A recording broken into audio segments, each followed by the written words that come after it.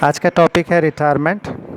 Retirement में हम लोग देखेंगे कि गेनर और सेक्रीफायर का कैलकुलेशन कैसे होता है या फिर गुडविल का कैलकुलेशन कैसे होता है। सपोज़ आपके क्वेश्चन में 3 पार्टनर हैं, किसी बिजनेस में या फॉर्म में 3 पार्टनर हैं ए, बी एंड सी।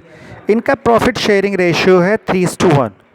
अगर बी डिसाइड करता है रिटायर होने के लिए, तो अगर हम न्यू रेशियो की बात करें तो अगर कोई इन्फॉर्मेशन न दी हो तो जो पार्टनर रिटायर हो रहा है बस आप इसको हाइड कर दीजिए। कौन पार्टनर रिटायर हुआ है? आपका बी रिटायर हुआ है। बी रिटायर हुआ है तो ऐसी कंडीशन में न्यू रेशियो क्या माना जाएगा? न्यू रेशियो माना जाएगा ए और सी का 3:1। बस आपको ये ध्यान रखना, जो भी पार्टनर रिटायर कर रहा है, अगर सपोज यहाँ पे इस क्वेश्चन में ए रिटायर करता, तब ऐसी कंडीशन में ए को हम हाइड करते, बच कौन जाते? रिमेनिंग पार्टनर बी और सी बच जाते। बी और सी का न्यू रेशियो क्या हो जाता? 1:1। अगर यहाँ पे सी रिटायर करता तो ऐसी कंडीशन में कौन बच गया? ए और बी बच गए। ए और बी का न्यू रेशियो क्या हो जाता है? 3:1। तो ध्यान यही रखना है कि अगर कोई फर्दर इन्फॉर्मेशन नहीं दी हुई हो तो जो पार्टनर रिटायर कर रहा है बस आप उसको हाइड कर जाओ, जो भी नया रेशियो दिखेगा। बाय द वे, इस क्वेश्चन में A, B and C are partner sharing profit 3:1। They decide B decide to retire. Then remaining partner, अगर बी डिसाइड किया रिटायर होने के लिए तो बचे कौन पार्टनर? 2 पार्टनर बचे, ए और सी बचे। तो ए और सी का न्यू रेशियो क्या हो जाएगा? 3:1। 3:1 न्यू रेशियो हो जाएगा। और जिस तरह से एडमिशन के समय कोई नया पार्टनर आता था और उसको वो पुराने पार्टनर से अपना शेयर लेता था, तो उस कंडीशन में वो गिफ्ट लाता था, यानी कि वो प्रीमियम फॉर गुडविल लाता था, और उस प्रीमियम फॉर गुडविल का डिस्ट्रीब्यूशन हम सैक्रिफाइंग पार्टनर में करते थे। ठीक उसी तरह से रिटायरमेंट में, जहाँ पे पहले कोई चीज़, जैसे कि अगर फर्म का प्रॉफिट होता था तो इस प्रॉफिट को पहले 3 लोग लेते थे, ए लेते थे, बी लेते थे, ए लेते थे, बी लेते थे और सी लेते थे। अब यही प्रॉफिट इस सेम लेवल में अगर देखा जाए ये प्रॉफिट का है, तो अगर बी रिटायर कर गया है तो ऐसी कंडीशन में अब ये प्रॉफिट का डिस्ट्रीब्यूशन किस में होगा? सिर्फ ए और सी में। यानी कि बी का जो हिस्सा था, बी ने अपने हिस्से को सेक्रीफाई कर दिया, या बी ने अपने हिस्से को किसको दे दिया? ए को दे दिया। और बी ने अपने हिस्से को किसको दे दिया? सी को दे दिया। इसका मतलब ए और सी दोनों गेनर हो गए। ठीक है, तो यहाँ पे भी गुडविल का कैलकुलेशन करेंगे आप। जो पार्टनर रिटायर होता है उसको भी गिफ्ट दी जाती है, और वो गिफ्ट कौन देता है? वो पार्टनर जो बचे हुए हैं और जिनको फ़ायदा हो रहा है। ध्यान रखिएगा, बचे हुए से मतलब वो ये भी हो सकता है कि उसको बी को जाने के बाद फ़ायदा सिर्फ ए को हो रहा हो या फ़ायदा सिर्फ सी को हो रहा हो। तो ऐसी कंडीशन में सिर्फ ए बी को गिफ्ट देगा या कंपनसेट करेगा। अगर सी फ़ायदे में आ रहा है तो सी कंपनसेट करेगा, और अगर दोनों फ़ायदे में आ रहे हैं तो दोनों कंपनसेट करेंगे अपने गेनिंग रेशियो में। ये दोनों अपने गेनिंग रेशियो में करेंगे। गेनिंग रेशियो का फॉर्मूला जस्ट उल्टा होता है। आपने सैक्रिफाइसिंग रेशियो का फॉर्मूला लिखा था old ratio minus new ratio, लेकिन गेनिंग रेशियो का फॉर्मूला होता है new ratio minus old ratio.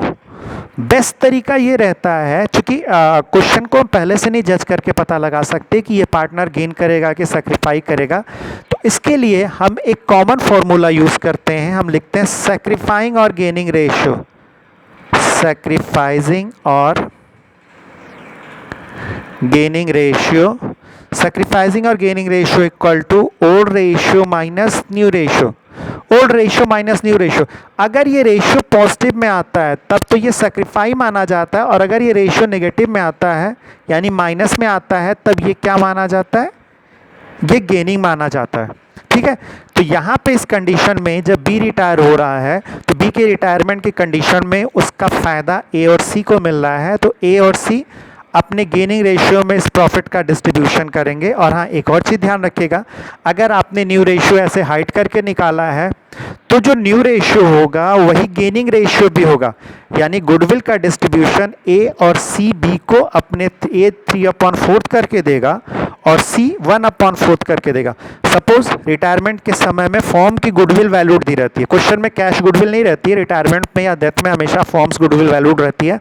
Form की गुडविल का वैल्यूएशन किया गया बी के रिटायरमेंट के समय 60,000। अब बी शेयर इन गुडविल आप पहले निकालेंगे कि 60,000 में बी का शेयर कितना है, तो B share in goodwill, B का प्रॉफिट शेयरिंग रेशियो कितना था? 1/5।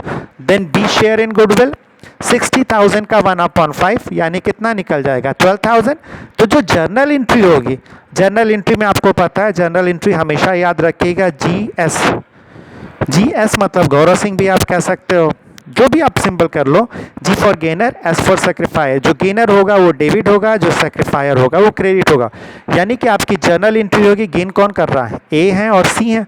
तो जर्नल एंट्री आपकी होगी A's capital account DR, C's capital account DR to B's capital. B credit होगा 12,000 से, क्योंकि 60,000 का 1/5 12,000 होता है।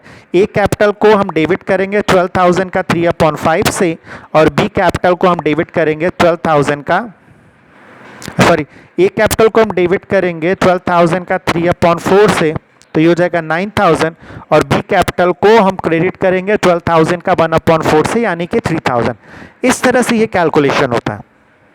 सिंपली अगर न्यू रेशियो नहीं दिया है, कोई एक पार्टनर रिटायर हो रहा है, तो उस कंडीशन में हम इस तरह से कैलकुलेशन करेंगे। लेकिन अगर क्वेश्चन में दे रखा है A, B and C are partner sharing profit 3:1:1, B decide to retire after retirement of B, A and C means remaining partners decide to share future profit in the ratio of 3:2। तो इस condition में उनका new ratio 3:2 हो जाएगा और उनका old ratio 3:1 है। तो यहाँ पे आप इस फॉर्मूले का यूज़ करके सैक्रिफाइंग और gaining ratio equal to old ratio minus new ratio करके आप निकालेंगे, और जो पार्टनर गेन कर रहा है उसको आप डेबिट करेंगे, जो पार्टनर सैक्रिफाई कर रहा है उसको आप क्रेडिट करेंगे। यहाँ पे भी कभी कभार ऐसा हो सकता है कि दो में से एक पार्टनर हो सकता है सैक्रिफाई कर रहा हो, एक पार्टनर गेन कर रहा हो, दूसरा पार्टनर सैक्रिफाई कर रहा हो। यानी किसी पार्टनर को पहले से ज़्यादा शेयर मिलने लगा, और जो दूसरा पार्टनर था उसको जो शेयर था वो उसका शेयर भी कुछ हद तक कट गया। तो ऐसी कंडीशन में जो गेनर पार्टनर होगा, वो गेनर पार्टनर जो पार्टनर रिटायर कर रहा है उसको तो वो सैक्रिफाई करेगा ही करेगा, या उसको कंपनसेट करेगा ही करेगा, प्लस जो पार्टनर जो रिमेनिंग पार्टनर है उसको भी वो कंपनसेट करेगा। यहाँ तक ध्यान रखिएगा। नॉर्मली इसी तरह के क्वेश्चन आते हैं रिटायरमेंट में। बाकी चीज़ें सेम है। रेशियो निकाल लिया आपने, उसके बाद रिवॉल्यूशन बनाओगे, रिवॉल्यूशन का प्रॉफिट लॉस तीनों में शेयर करोगे, कैपिटल अकाउंट बनाओगे, एक्यूमुलेटेड प्रॉफिट तीनों में बांटोगे, एक्यूमुलेटेड लॉस तीनों में बांटोगे, रिवैल्यूएशन तीनों में बांटोगे। अगर कोई पार्टनर किसी लाइबिलिटीज़ का पेमेंट कर रहा है तो क्रेडिट में लिखोगे, और अगर कोई पार्टनर कोई एसेट्स ले रहा है तो डेबिट लिखोगे।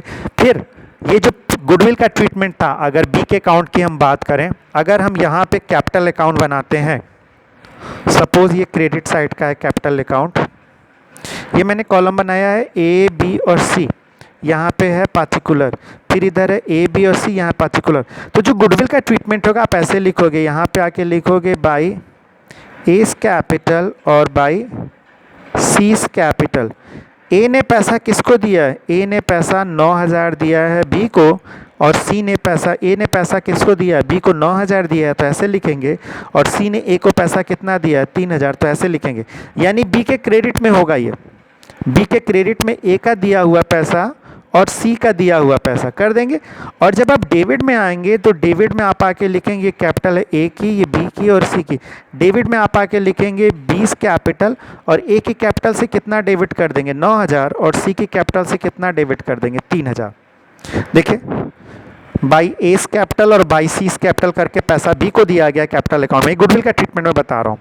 बी को दिया गया है पैसा, ए ने 9,000 दिया और सी ने 3,000 दिया, तो इन बी के क्रेडिट में चला जाएगा, और ए और सी के यही पैसा उनके डेबिट में चला जाएगा कैलकुलेशन के नाम पर। ठीक है, आपको निकालना है। अगर न्यू रेशियो नहीं दिया है तो न्यू रेशियो आप इस तरह से हाइड करके निकाल लोगे, लेकिन अगर न्यू रेशियो दिया है तो न्यू रेशियो आपके पास है ही, आपके पास ये रेशियो रहेगा, ये रेशियो रहेगा, तो आपको क्या यूज़ करना है, सैक्रिफाइंग और gaining ratio equal to old ratio minus new ratio.